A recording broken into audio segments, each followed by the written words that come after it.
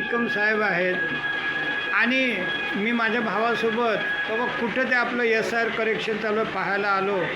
तुला oxygen park आणि खरोखरच जनता जनार्दनांनी लक्ष द्यावं की जनतेबद्दल किती आपुलकी आस्था आहे की असं वाटतं आपण एखाद्या लग्न समारंभात आलो.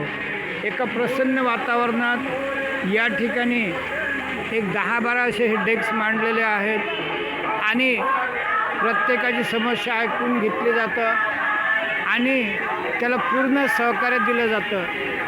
तर माझी 122 नगरसेवक साहेबांना विनंती आहे की त्यांनी अशाच वातावरणात लोकांचं एक सेवा करावी आणि पुण्य घ्यावं.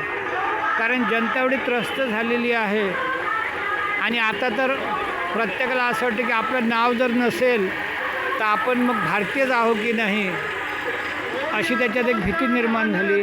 आणि ही आपुलकी निश्चितच सर्वांना प्रेरणादायी वाटतं. नितीन निकम साहेब हे 100 वर्ष जगूच नाही, जपानच्या लोकांपर्यंत 150 वर्ष जगावे आणि त्यांच्या हातून देशसेवा व्हावी ही गणपतीला सर्व देवांना प्रार्थना.